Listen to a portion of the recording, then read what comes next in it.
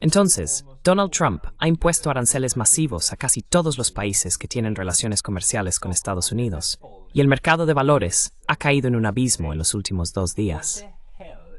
¿De qué demonios se trata todo esto? ¿Está Estados Unidos cavando su propia tumba? ¿O es este algún extraño plan maestro trumpiano para crear un nuevo orden mundial?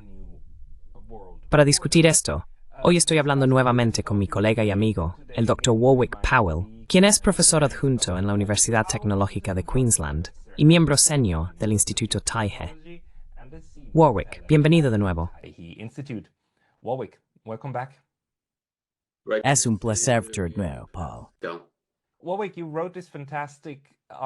Warwick, escribiste este artículo fantástico en Substack, y hay una segunda parte que saldrá mañana o pasado, en la que analizas cómo Trump llegó a estos cálculos. Realmente, pones las cosas en perspectiva y argumentas que esto no va a ser bonito, en primer lugar para los Estados Unidos.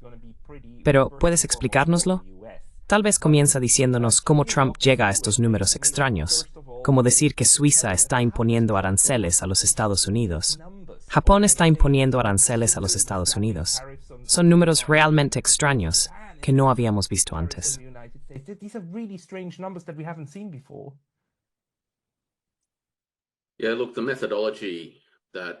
Sí, mira, la metodología que sustentaba los números de los aranceles anunciados hace un par de días fue finalmente deconstruida e ingeniosamente analizada por numerosas personas en las redes sociales en un periodo de tiempo muy corto. Lo que descubrieron fue que, contrariamente a la promesa de que estos iban a ser aranceles recíprocos, es decir, que se calcularían en función de lo que se estima que son las barreras arancelarias y probablemente no arancelarias de cada nación, en realidad teníamos algo bastante diferente.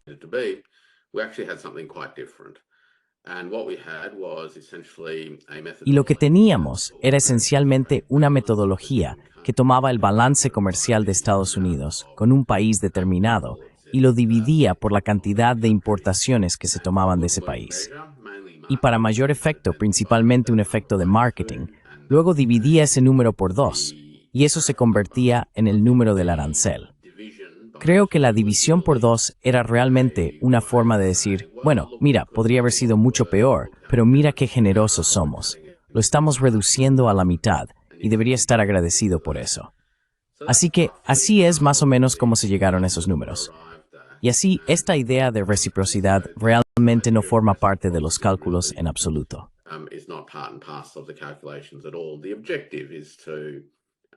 El objetivo es abordar radicalmente lo que Trump considera un problema significativo, que es el déficit comercial de mercancías que Estados Unidos tiene con un montón de países. Y con la esperanza de, en última instancia, rejuvenecer la manufactura. Sin duda hablaremos mucho más sobre eso a medida que avancemos.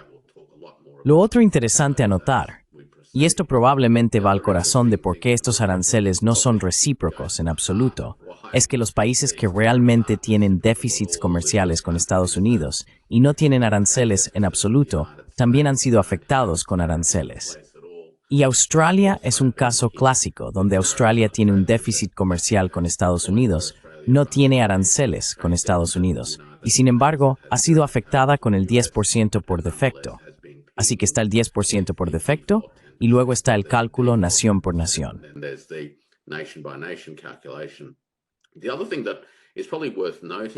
Lo otro que probablemente vale la pena señalar en todo esto, Pascal, es que hay una especie de sesgo incorporado en esta metodología particular que puede incluir a todo tipo de naciones que tienen un superávit comercial con Estados Unidos por razones bastante básicas y fundamentales o naturales que no tienen nada que ver con barreras comerciales, existan o no. Y estoy hablando en particular de países de bajos ingresos que a menudo tienen superávits comerciales con Estados Unidos porque venden muchos materiales en bruto, por ejemplo, o venden muchos productos manufacturados de bajo costo laboral a Estados Unidos, a menudo desde fábricas propiedad de corporaciones multinacionales estadounidenses.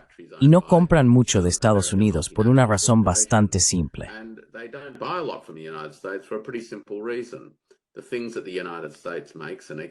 Las cosas que Estados Unidos fabrica y exporta tienden a ser demasiado caras para estos países. Así que, en esos tres aspectos, creo que es justo concluir que estos aranceles en realidad no se tratan de reciprocidad. Y ciertamente hay una preocupación más amplia, si se quiere, sobre el balance comercial de Estados Unidos. Lo último que diré al principio, solo para pintar el panorama, es que la cuestión del balance comercial que está en el centro de todo esto se refiere al comercio de mercancías. No se refiere al comercio de servicios, ya sean servicios de software, videos en streaming, videojuegos, licencias de software o, por supuesto, turismo y educación. Y en ambos aspectos, Estados Unidos en realidad tiene un superávit sustancial. Así que es una visión del mundo muy limitada. Pero no obstante, es lo que es.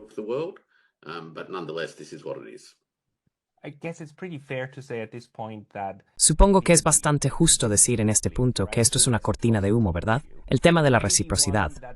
Y tal vez uno que realmente comience a construir poder de negociación para Donald Trump con el fin de coaccionar a los estados a cambiar prácticas comerciales con los Estados Unidos, de la manera en que Washington o Donald Trump las imagina. Pero la naturaleza ahora de estos aranceles. Sabemos cómo van a funcionar, realmente. Quiero decir, hay estos números extraños, 20, 30, 40%. Creo que a Vietnam se le impuso más del 40%, ¿verdad? ¿Y sobre qué? Sobre todos los productos que se llaman hechos en Vietnam. Quiero decir, muchos de estos productos son realmente producidos por empresas estadounidenses que los producen en Vietnam, ¿verdad? Y reimportan.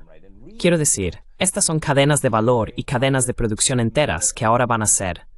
Esto va a ser un gran dolor de cabeza, incluso para saber cómo implementar esos aranceles, porque hasta donde entiendo, no sabemos exactamente cómo va a funcionar esto.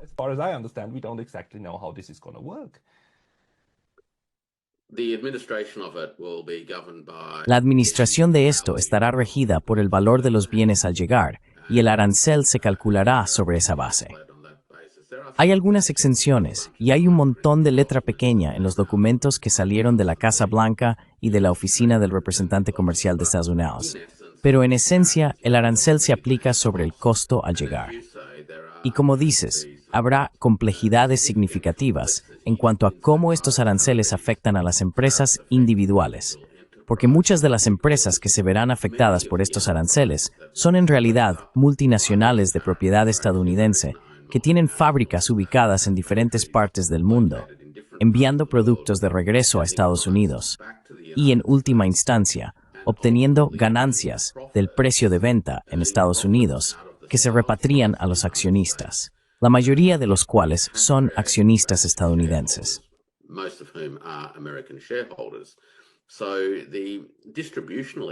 Entonces, el efecto distributivo de estos aranceles particulares en las empresas que operan de esa manera probablemente las llevará a tener que tomar una decisión bastante importante. Y esa es si la empresa misma absorbe el impacto adicional del precio o finalmente transfiere el costo a los consumidores finales. En el proceso de hacer ese cálculo, Pascal, esto irá al corazón de los rendimientos para los accionistas. El beneficio que obtienen estas empresas es que pueden producir cosas en otros países a un costo relativamente bajo, vender en América a un costo relativamente alto y tener grandes márgenes de beneficio que luego se distribuyen a los accionistas estadounidenses. Sospecho que este conjunto de aranceles no fue diseñado con la intención de perjudicar significativamente a la clase rentista estadounidense. Pero eso es una de las cosas que va a suceder.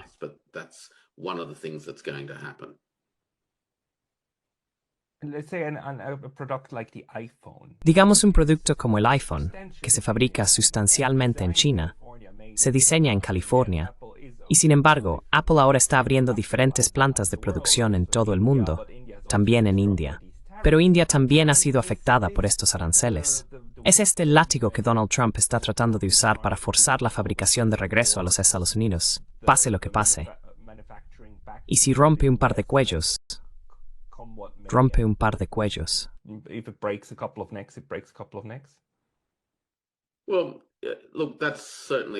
Bueno, mira, eso ciertamente creo, es parte de la teoría detrás de todo esto.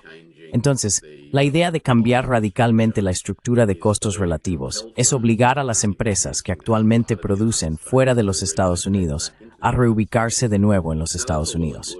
Ahora, eso está muy bien en bienes simplistas, pero cuando tienes cadenas de suministro complejas, eso es en realidad mucho más difícil de lograr, y de lograr con éxito. Así que el desafío para muchas empresas como estas es que en realidad están asegurando bienes de entrada de muchos países. Entonces, incluso si ubicaran fábricas de ensamblaje de nuevo en los Estados Unidos, tendrían que traer un montón de productos importados para poder ensamblarlos, y todos esos quedarían atrapados en la red de aranceles.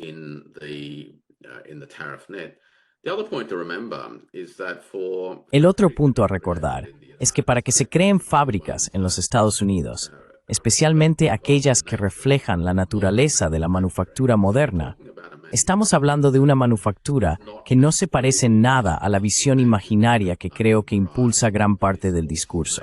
Es decir, esta noción de una fábrica con un montón de trabajadores interactuando con máquinas y materiales con las manos sucias y ese tipo de cosas. Eso en realidad no es la manufactura moderna.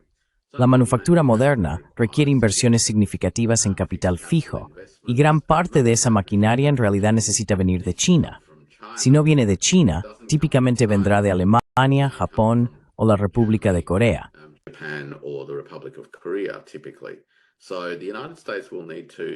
Entonces, Estados Unidos necesitará aumentar sustancialmente sus importaciones de bienes de capital si busca avanzar en el camino de esta llamada rejuvenecimiento de la manufactura. Otra cosa que Estados Unidos necesitará hacer para lograr esto es alterar radicalmente las cadenas de suministro de bienes intermedios, los bienes de entrada que estos procesos de manufactura necesitan. Muchos de estos bienes intermedios, de hecho, la mayoría de estos bienes intermedios para el tipo de manufactura del que estamos hablando, no provienen de Estados Unidos en primer lugar. Así que ese es otro conjunto de cosas que necesitarán ser importadas o desarrolladas a través de cadenas de suministro locales, lo cual tomará mucho tiempo y será bastante costoso.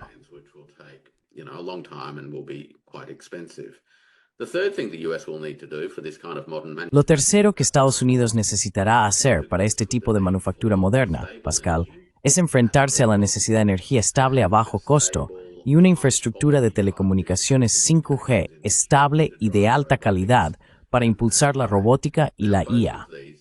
Ahora bien, en ambos elementos Estados Unidos no está particularmente bien posicionado hoy en día para ofrecerlos, y también necesitará una inversión sustancial desde el punto de vista de los bienes de capital. Y por último, y ciertamente no menos importante, habrá una demanda de un nuevo tipo de fuerza laboral, y esa es una fuerza laboral que tenga un nivel relativamente alto en términos de educación y altos estándares de alfabetización y aritmética, todos los cuales han estado disminuyendo en los últimos 40 años.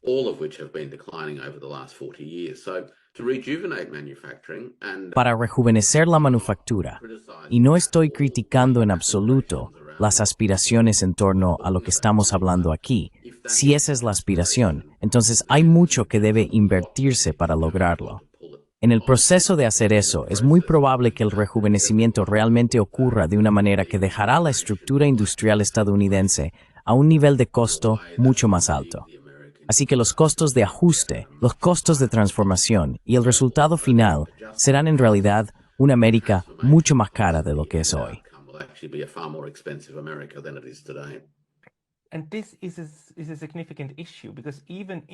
Y este es un problema significativo, porque incluso si Estados Unidos lograra traer de vuelta toda esta manufactura al país y lograra producir todos estos bienes por sí mismo, como por ejemplo un iPhone, completamente diseñado y producido solo en Estados Unidos, si el precio de eso no solo sube, sino que el precio del dólar estadounidense también se mantiene donde está, simplemente no habrá un mercado para estos teléfonos. Así que hay un argumento por ahí de que parte de la estrategia en este momento podría ser crear influencia para coaccionar a otros estados a ajustarse, en realidad comenzando a apuntar al tipo de cambio y debilitar el dólar estadounidense.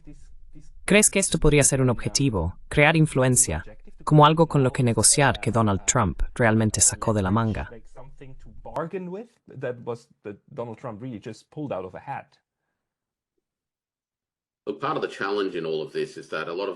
Parte del desafío en todo esto es que muchos de estos objetivos y medios son contradictorios. Así que, aunque hay un deseo de, ya sabes, teóricamente puedo entender que puede haber algún deseo de reducir el valor del dólar. Y en los últimos días, eso ha estado sucediendo. Si eso se mantendrá o no es otra historia. Eso es lo primero, ciertamente va en contra, por supuesto, de las aspiraciones de la administración Trump de que el dólar sea también la moneda de reserva y la moneda dominante en el mundo. Así que un dólar estadounidense débil no ayuda a los Estados Unidos a lograr ese objetivo en particular.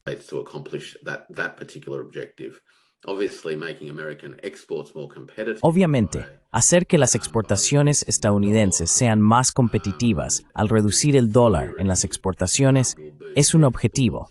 Pero al haber impuesto aranceles a un montón de países en todo el mundo, muchos de ellos comenzarán a tomar represalias. Esos países que pueden permitirse comprar productos estadounidenses no necesariamente estarán tan interesados en comprar productos fabricados en Estados Unidos. Y los países más pequeños donde Estados Unidos podría seguir teniendo cierta influencia, simplemente no tendrán los recursos para permitirse bienes fabricados en Estados Unidos. Este es mi punto anterior, y es que muchos de estos países no son grandes importadores de productos fabricados en Estados Unidos, no porque haya barreras comerciales, sino porque son relativamente pobres.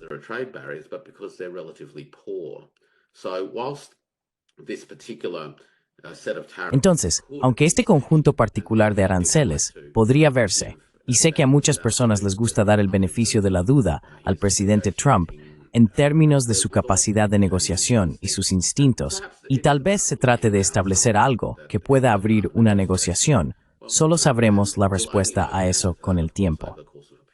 Pero mientras tanto, estamos empezando a ver cómo los actores importantes en el mundo, no me refiero a las naciones más pequeñas que tienen mucho menos influencia, sino a los actores importantes, están comenzando a preparar su propia versión de reciprocidad en respuesta o ya han anunciado su versión de reciprocidad en respuesta. Y hablo específicamente de China.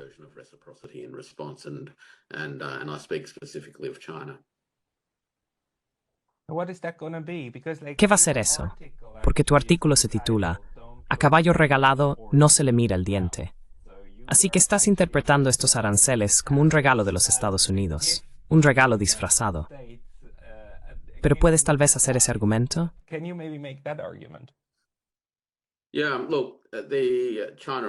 Sí, mira, China por supuesto ha anunciado su respuesta. Es un arancel del 34% sobre todos los bienes originarios de Estados Unidos, que es, por supuesto, un número recíproco al que Estados Unidos ha impuesto o ha anunciado que impondrá a China en esta ronda particular de aranceles. La otra cosa sobre esto, y volveré a eso en un momento, pero la otra cosa es que a lo largo de la última semana, China ha anunciado en realidad una serie de medidas que creo que deben ser vistas como parte de un conjunto de cosas. El gobierno chino ha anunciado una prohibición para que las empresas chinas inviertan en empresas estadounidenses. Los reguladores comerciales de China han anunciado una investigación por motivos antimonopolio sobre la venta propuesta de los puertos del Canal de Panamá.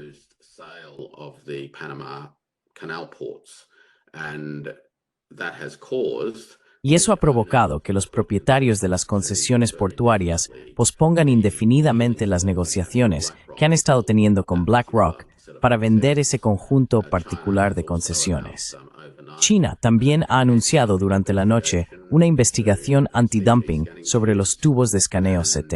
Y por último, pero no menos importante, también ha anunciado restricciones a la exportación de 7 minerales críticos y tierras raras, junto con la expansión de la lista de empresas en Estados Unidos que se ven afectadas por estas restricciones, al agregar otras 27 empresas sobre la base de que están potencialmente involucradas en la fabricación de tecnologías de doble uso, es decir, de uso civil y militar.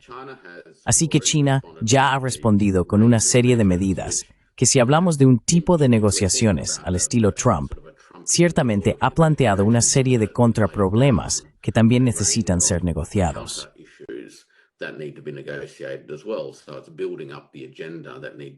Entonces, se está construyendo la agenda que necesita ser abordada. También debo mencionar que durante la noche hemos visto al presidente Trump extender el periodo para TikTok.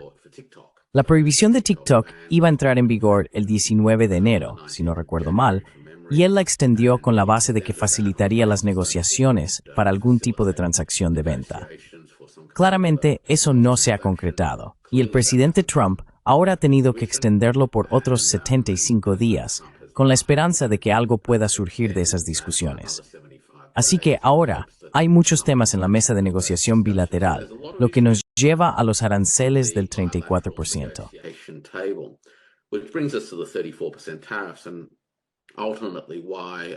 Y, en última instancia, ¿por qué argumento que es un caballo regalado y no se debe mirar el diente?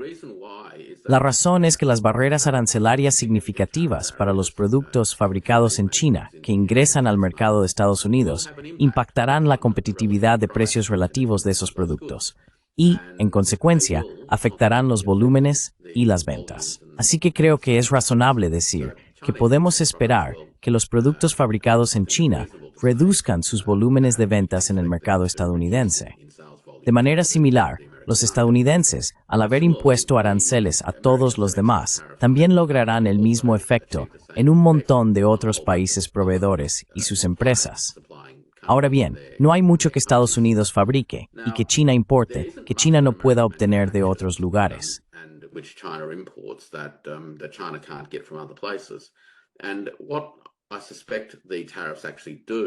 Y lo que sospecho que los aranceles realmente hacen, y ahora estoy hablando de la respuesta arancelaria de China, es que efectivamente crean una señal de precio para las empresas y consumidores chinos, que hará que muchos de ellos desvíen su poder adquisitivo de productos fabricados en Estados Unidos hacia productos sustitutos de otras partes del mundo.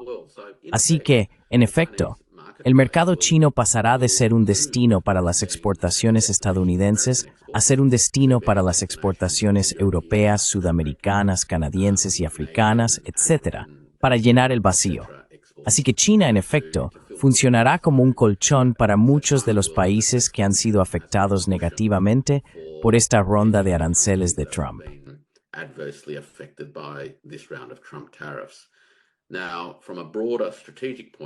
Desde un punto de vista estratégico más amplio, en términos de diversificar el comercio y, en última instancia, avanzar hacia un régimen comercial multilateral internacional, donde las monedas nacionales puedan desempeñar un papel más importante en lugar de que el comercio esté predominantemente denominado en USD. Esto es precisamente lo que debe suceder. Ha surgido la oportunidad de acelerar este movimiento hacia la multipolaridad de las monedas y diversificar la red comercial global. Y de hecho, Pascal, descentralizar a los Estados Unidos. Esta es una tendencia histórica que ha estado ocurriendo desde hace tiempo. El mercado estadounidense ahora representa un poco menos del 15% del total de importaciones globales. No es ni de cerca tan importante como lo fue en su momento. Esa es una de las razones por las que Estados Unidos, en este momento particular, no tiene el mismo tipo de influencia que quizás habría tenido hace 20 a 25 años. Así que eso es lo que creo que está comenzando a desarrollarse.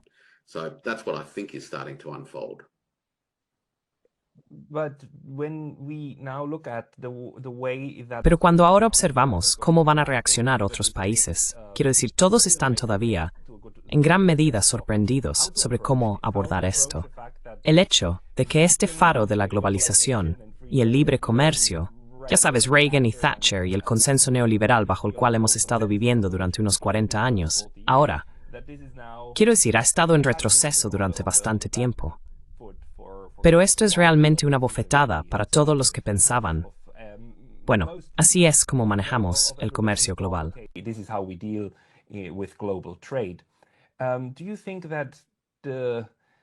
¿Crees que esto impactará significativamente los procesos de toma de decisiones en otros países?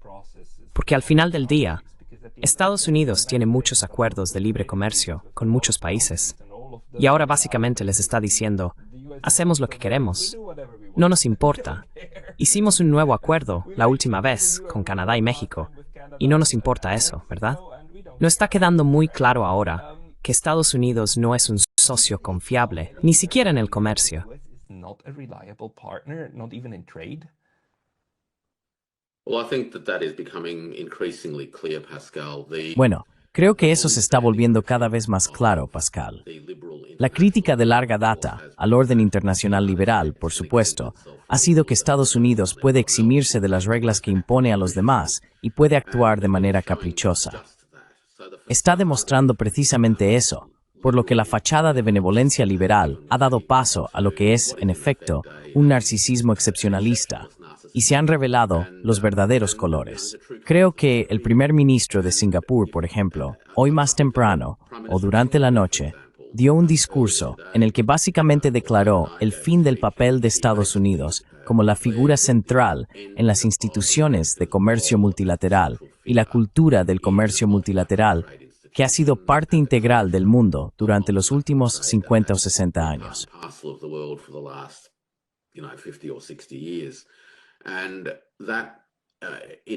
Y eso, en muchos sentidos, es decir, algo que quizás muchos han estado hasta ahora un poco reacios a decir.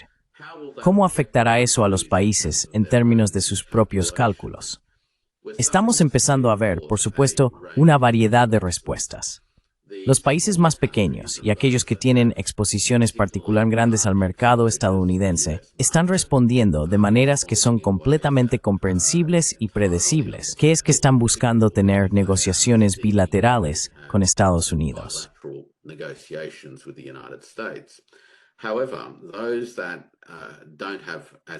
Sin embargo, aquellos que no tienen tantos huevos en esa canasta en particular, ahora están pensando seriamente en cómo pueden reforzar las instituciones comerciales bilaterales y multilaterales y fortalecer sus relaciones comerciales con otros, así como intensificar los programas de diversificación que muchos han estado llevando a cabo de cualquier manera. Así que vemos, por ejemplo, que China, Japón y la República de Corea se reunieron a principios de esta semana o hace unos días, un poco antes de que se anunciaran los aranceles de Trump, en anticipación a los aranceles, y dejaron muy claro que trabajarán arduamente para mejorar las relaciones comerciales entre esos tres países.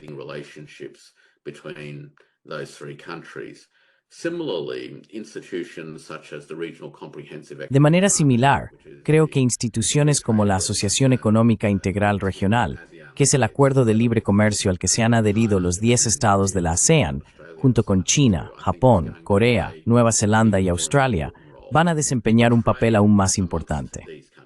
El comercio entre estos países, en términos del comercio intrarregional, Inter-RCEP, ya representa el 60% del comercio que estos países realizan de todos modos. Y esperaría que las futuras configuraciones de la cadena de suministro en todo el mundo vean una intensificación de este tipo de redes intrarregionales, en parte porque existe la infraestructura para apoyarlas y en parte porque pueden institucionalizarse en un contexto de acuerdos comerciales regionales, junto con una discusión continua sobre cómo eso finalmente alimenta un rediseño de las arquitecturas de seguridad regional. Porque es un cambio en el orden económico global, impone una instancia en un orden de seguridad global.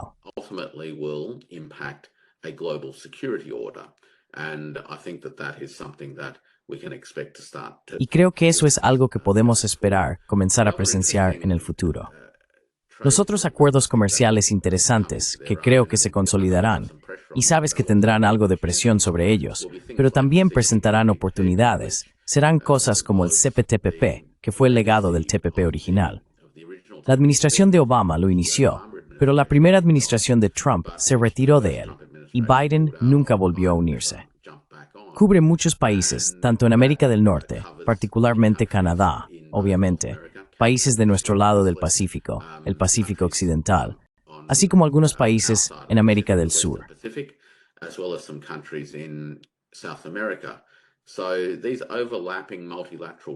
Creo que estos acuerdos comerciales multilaterales superpuestos van a cobrar protagonismo. Y obviamente, todavía hay un compromiso de muchos países del mundo con la Organización Mundial del Comercio, a pesar de que todos también saben que la OMC es imperfecta en muchos aspectos y necesita desesperadamente reformas en muchos sentidos. Pero, No obstante, habiendo surgido hace unos 20 años, gracias a inversiones increíbles y a largo plazo de esfuerzos diplomáticos, es poco probable que la gran mayoría de los países simplemente necesiten esas instituciones. Those institutions down the toilet. And I say that in large part because the United States. Y lo digo en gran parte porque Estados Unidos ya no es el socio comercial dominante en el mundo. China es el socio comercial dominante para más de 150 países en el mundo, lo que significa que siempre que China siga comprometida con las instituciones comerciales multilaterales, tiene suficiente peso para dar estabilidad a estas instituciones, sin importar cuánto estén amenazadas por Estados Unidos, que en efecto está saboteando el orden comercial multilateral que Estados Unidos creó.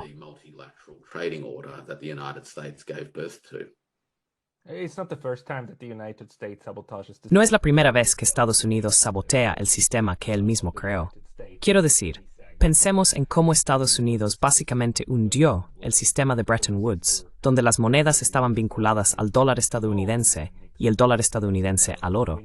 Y luego Nixon simplemente lo tira por la ventana, ¿verdad? En el momento en que esto ya no es conveniente para fomentar más comercio con Estados Unidos, o una relación beneficiosa, realmente explotadora.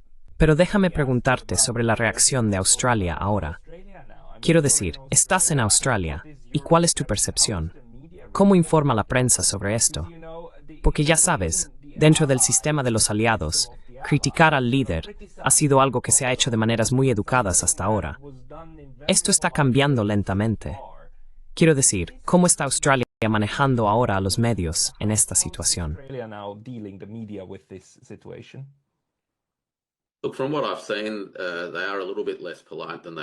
Mira, por lo que he visto, son un poco menos educados de lo que eran, tal vez, incluso hace una semana. Y esto ha tomado por sorpresa a muchos en el establecimiento.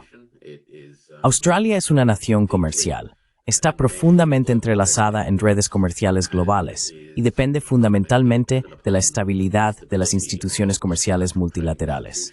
Así es como Australia ha logrado navegar episodios anteriores de transformaciones tumultuosas en las relaciones globales. Y ciertamente, creo que ve mérito en trabajar con otros para mantener juntas estas instituciones. La otra cosa que creo que Australia buscará hacer, si puede tener éxito o no, es otra historia. Y eso es continuar participando en negociaciones bilaterales con el objetivo de lograr algunas exenciones bilaterales para sí misma.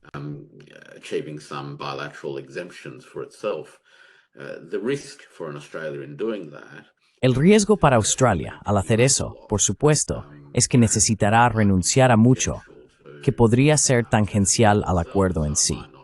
Así que podrían no ser cosas relacionadas con el comercio, lo que necesitará ceder para obtener un resultado relacionado con aranceles comerciales. El otro punto que creo que Australia ha aprendido, especialmente en los últimos años, es que cuando experimenta barreras para el acceso al mercado, la calidad de los productos australianos tiende a permitir encontrar salidas alternativas. No siempre encontrando salidas alternativas que traigan el mismo precio que los productos podrían haber recibido en su mercado preferido original, pero ciertamente hay mercados para los productos australianos, particularmente en el espacio de las materias primas, que los exportadores australianos han explotado con éxito.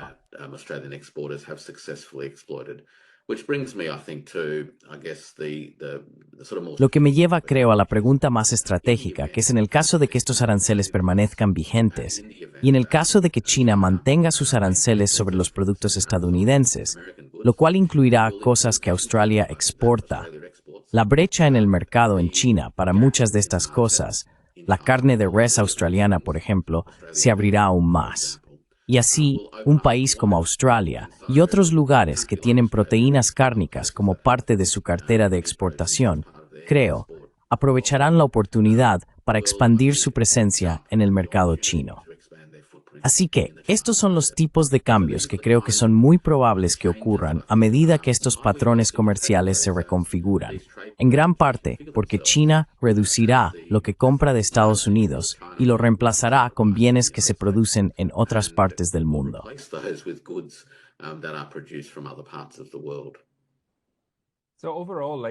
Entonces, en general, su consejo para el mundo es decir, miren, sí, esto duele, pero solo miren las otras oportunidades. Estados Unidos ya no es el único jugador en el juego.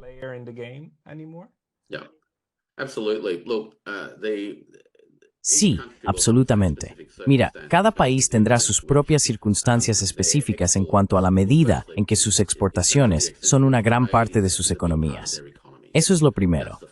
Lo segundo es la medida en que el mercado estadounidense es una gran parte de sus exportaciones y hasta cierto punto de sus importaciones también.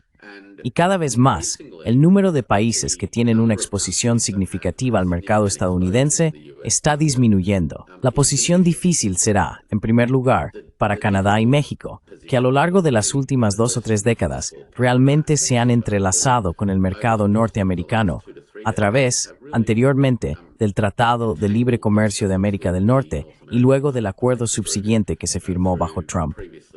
Y esos países subsequent agreement that was entered into under Trump 1.0, and those countries presently are highly exposed in terms. Actualmente están muy expuestos en cuanto a la importancia del mercado estadounidense para ellos desde un punto de vista comercial en general. También tienen opciones limitadas de mercados alternativos que pueden perseguir a corto plazo. No obstante, cuando escuchas al primer ministro canadiense, por ejemplo, y también al líder de la oposición, lo que han hecho las diversas tarifas del presidente Trump es galvanizar al cuerpo político canadiense en torno a la necesidad de invertir en la infraestructura que necesitan para poder diversificar sus relaciones comerciales. Y estamos empezando a ver algo de eso ahora.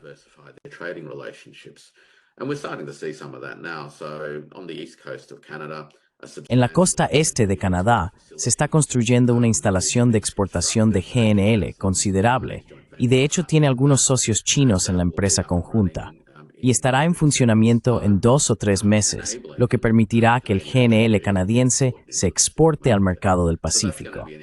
Así que eso será una señal importante que permitirá a Canadá comenzar el proceso de diversificación. México tiene otros desafíos, dadas las complejidades de las interacciones de la cadena de suministro entre él y Estados Unidos, y necesitarán abordar esos desafíos, obviamente según sus méritos. Pero la mayoría de los otros países no están sustancialmente expuestos al mercado estadounidense como proporción de sus exportaciones.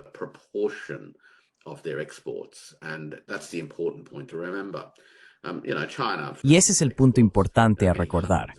China, por ejemplo, exporta muchos cientos de miles de millones de dólares a los Estados Unidos. Y con esas cifras, uno diría, wow, eso es mucho. Pero en el esquema de la economía general de China y en el esquema del comercio de China, los Estados Unidos ciertamente no son el todo y el fin. Y así, los países podrán adaptarse a esto. La adaptación involucrará algunas cosas y tomará algo de tiempo. La cantidad de tiempo variará de un lugar a otro. Las adaptaciones se verán favorecidas por el apoyo continuo de las instituciones comerciales multilaterales globales, porque eso permite que el comercio global continúe creciendo.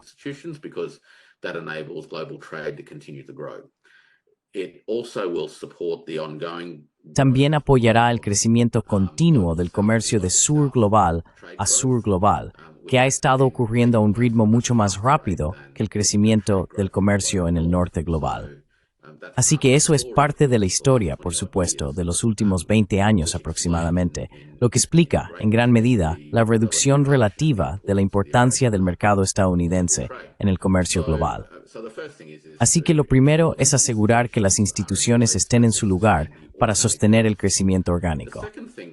Lo segundo que surgirá, creo, serán las respuestas de política fiscal interna para impulsar la demanda local donde sea apropiado.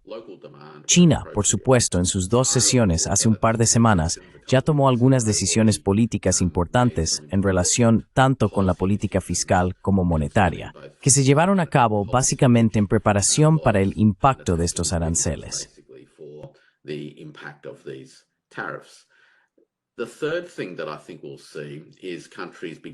La tercera cosa que creo que veremos es que los países comiencen a coordinar sus respuestas de política fiscal para asegurar que sus respectivas economías tengan suficiente ímpetu de demanda para apoyar esta reasignación de flujos comerciales.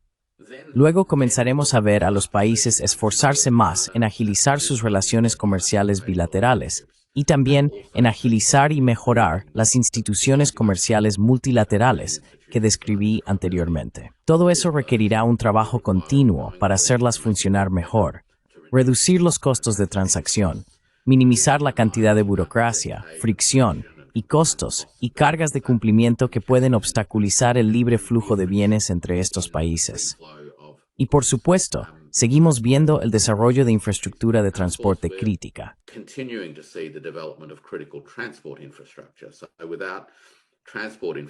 Entonces, sin infraestructura de transporte, no vas a lograr el movimiento de mercancías. Y estamos viendo eso tanto en términos de infraestructura de transporte terrestre a través del continente euroasiático, como también conectando a China con el sudeste asiático y a través de China conectando el sudeste asiático con el gran continente euroasiático hasta Europa, de hecho, por ferrocarril. Así que esos son tus redes terrestres. También estamos viendo un desarrollo significativo de infraestructura marítima estratégica. Y estoy pensando en particular en el recientemente inaugurado puerto de Chancay, en Perú, que transformará fundamentalmente las formas en que América Latina podrá comerciar con los mercados del Pacífico Occidental.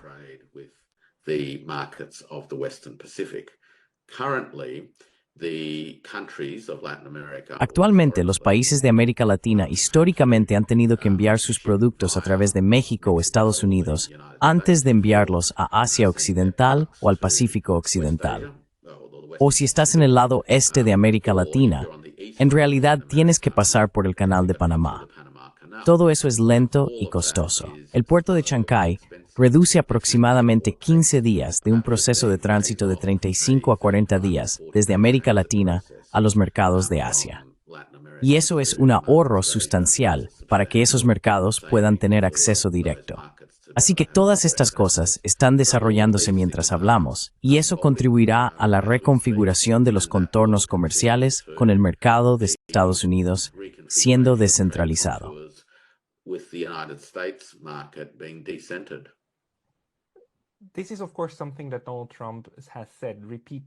Esto es, por supuesto, algo que Donald Trump ha dicho repetidamente que va a detener.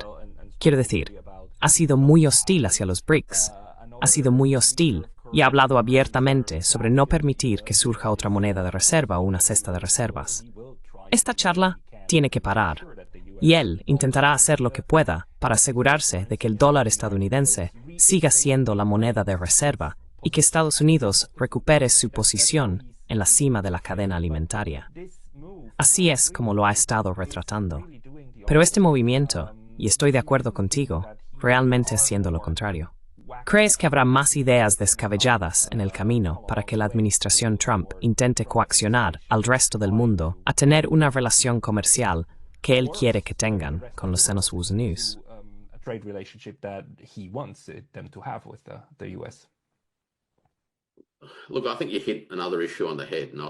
Mira, creo que has tocado otro tema importante y lo abordaré primero antes de, con suerte, poder compartir algunas reflexiones sobre esa cuestión de coerción. Y es esta aspiración de mantener el dólar estadounidense como la reserva global. Ahora bien, el dólar estadounidense ha funcionado como una reserva global en condiciones donde Estados Unidos tiene un déficit comercial sustancial. Eso genera una demanda de dólares estadounidenses. Si Estados Unidos no tiene déficits comerciales, entonces uno de los fundamentos principales del dólar estadounidense como moneda de reserva desaparece. No se pueden tener ambas cosas. Así que esta ambición de abordar el déficit comercial de mercancías en realidad socava las aspiraciones del dólar estadounidense como reserva. Así que eso es una cosa.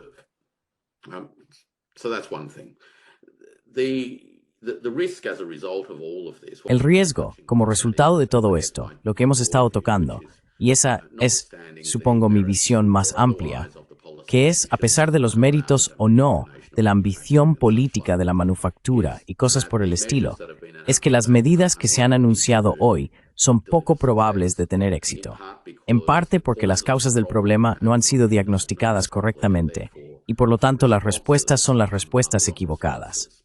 La respuesta es intentar abordar el vaciamiento de la manufactura estadounidense a través de la política comercial. El tema que pondría sobre la mesa es que el desequilibrio comercial es una consecuencia del vaciamiento, no una causa del vaciamiento.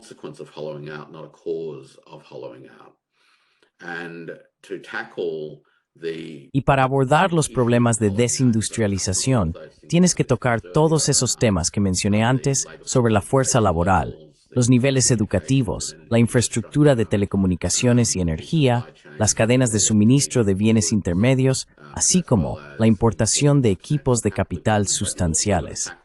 Pero también tienes que abordar otro factor estructural macroeconómico, y es que la razón principal por la que la manufactura estadounidense se desindustrializó en los últimos 50 años es porque la economía estadounidense se financió. La financiarización de la economía de Estados Unidos significó que los mercados de productos financieros, es decir, acciones, bonos, derivados, divisas e inmuebles, se volvieron más atractivos para el capital monetario.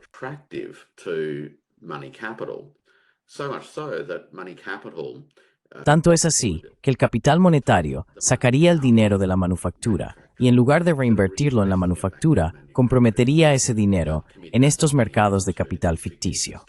Y cuando eso sucedió, por supuesto, los propietarios de las empresas manufactureras también comenzaron a buscar mejores rendimientos de esas empresas. Lo primero que hicieron fue invertir en la sustitución de mano de obra, mediante la implementación de las primeras generaciones de mecanización. Así que las máquinas fueron las primeras que realmente quitaron los empleos de la clase trabajadora tradicional estadounidense. Cuando llegaron aquellas actividades donde no había máquinas que pudieran reducir el costo de producción, entonces los propietarios de ese capital trasladaron esa actividad a lugares donde los costos laborales eran bajos.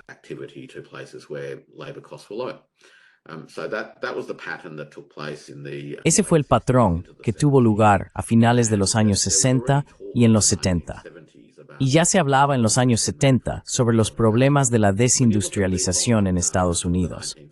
Cuando observas los datos a largo plazo, desde los años 50 hasta ahora, lo que ves es que ha habido un descenso constante y precipitado en la proporción del empleo y la producción manufacturera como parte del PIB, desde los años 60 realmente hasta aproximadamente 2010.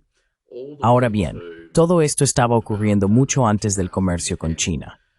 China ingresó en la Organización Mundial del Comercio en 2001, y gran parte de la pérdida de empleos y la reducción de la producción ya había tenido lugar.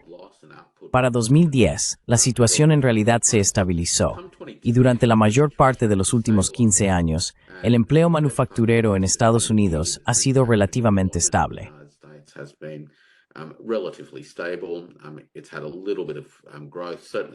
Ha tenido un poco de crecimiento, ciertamente no tan rápido como el mercado laboral en general, pero su producción ha sido bastante estable.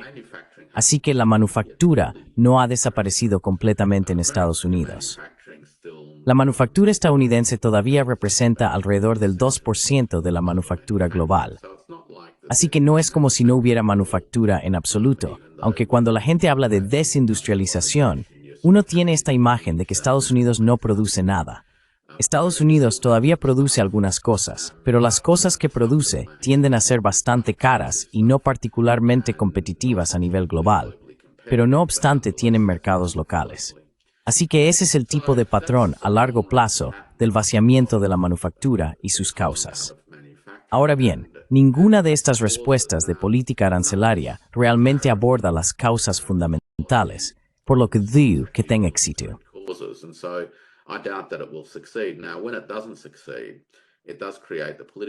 Ahora, cuando no tiene éxito, crea las condiciones políticas donde se necesitará hacer algo más. Y ahí es donde creo que las medidas coercitivas no económicas, por ejemplo, podrían entrar en juego.